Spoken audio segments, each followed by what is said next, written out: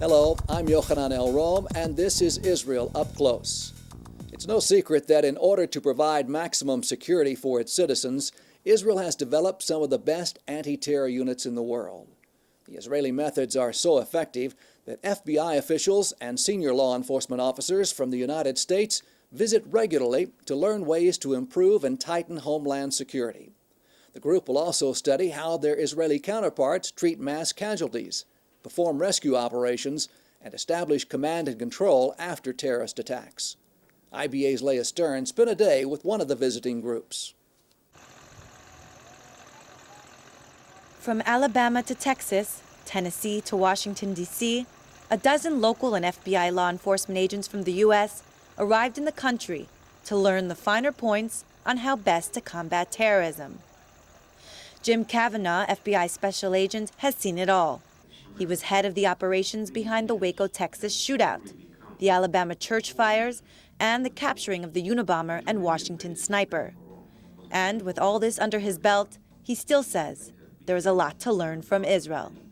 Some of the interesting things we've learned about are how the police have tackled the suicide bombers.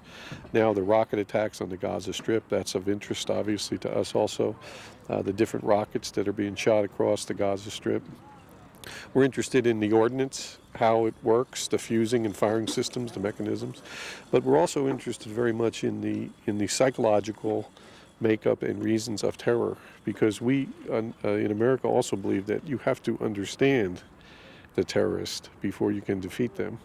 The agents believe that Israel's long record of dealing with terror will help them learn to be better prepared.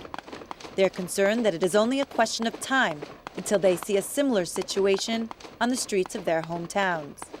We all expect that there will be some type of terrorist attacks in the USA.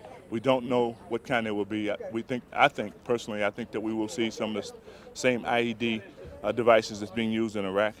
And I think that the more we can prepare, the more we can learn from our counterparts here in Israel and go back to train our police forces, to better prepare ourselves for what might happen and our public for what might happen. It makes it a better city and a better country.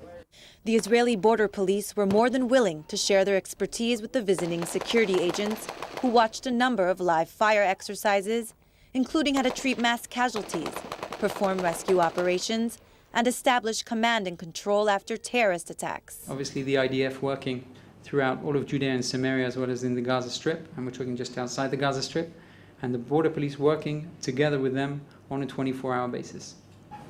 And the psychological services that you have to train your people for to go through and their own? All border police and police that carry out these type of operations are trained both physically as well as psychologically. And despite all the stories they have heard of terrorism and suicide bombers in the Middle East, at the end of the day, the agents felt a lot safer in Israel than they thought they would be. I think the security services make it safe. I felt that Ben Gurion Airport might have been the most secure and safest airport I've ever been through, and I've been to a few around the world. This is Leah Stern for IBA News.